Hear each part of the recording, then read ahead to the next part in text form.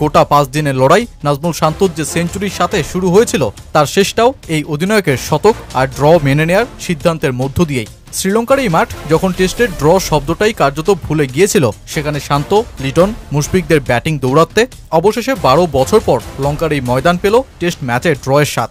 লঙ্কান স্পিনারদের সামনে ঠিক কেমন করবে বাংলাদেশ, যখন এমন প্রশ্ন ছিল সিরিজ শুরুর আগে, এবার নাজমুল শান্ত সেসব প্রশ্নকেই দিলেন উড়িয়ে। টেস্টের 2 ইনিংসেই সেঞ্চুরি, অধিনায়ক হিসেবে বিরল রেকর্ডে নাম লেখানোর শান্ত অবশ্য এত কিছুর পরেও বৃষ্টি আর স্লো রান রেটের ওপর বিরক্তটা হতেও পারেন।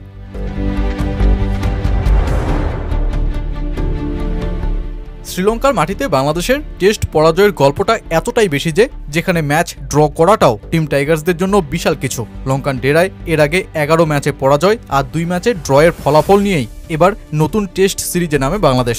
ঠিক যেই গলে 12 বছর ধরে কোনো টেস্ট ম্যাচে ড্রয়ের ফলাফলই আসেনি। তবে টেস্টের প্রথম ইনিংসেই শুরু টাইগারদের বাজিমাত। 2023 সালে দীর্ঘ অপেক্ষার পর নাজমুল হোসেন শান্ত ছুঁতে পারলেন সেঞ্চুরি, মুশফিকুর রহিমও করে ফেললেন 163 রানের ইনিংস আর লিটন 90। প্রথম ইনিংসে টাইগার স্কোর 495 রানে ঠেকলেও স্লো রান রেট ম্যাচ জয়ের পথে তৈরি করেছিল বাধা।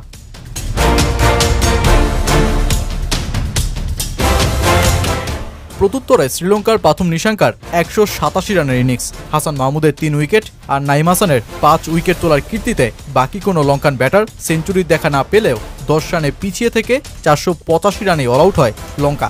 বাংলাদেশের দ্বিতীয় ইনিংসে সাদমান ঘুরে দাঁড়িয়ে 76 রানের ইনিংসটা খেলেন। তবে ব্যাট হাতে এবার আরও এক চমক নিয়ে হাজির নাজমুল হোসেন শান্ত, ছুঁয়ে ফেলেন দ্বিতীয় ইনিংসেও সেঞ্চুরিটা।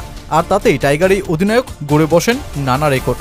বাংলাদেশের ক্রিকেটে প্রথম ব্যাটার হিসেবে টেস্টের 2 ইনিংসেই সেঞ্চুরির দেখা পেয়েছিলেন মুমিনুল হক এই শ্রীলঙ্কার বিপক্ষেই। এবার শান্ত যেই কীর্তি 2 বছরের ব্যবধানে করলেন 2 বার, একবার প্রতিপক্ষ ছিল আফগানিস্তান আর এবার শ্রীলঙ্কা।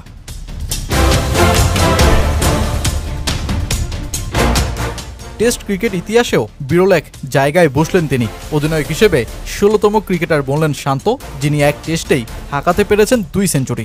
আর টেস্টে 14তম ব্যাটার হিসেবে একাধিকবার এক টেস্টে জোড়া সেঞ্চুরির কীর্তিটাও গড়লেন তিনি।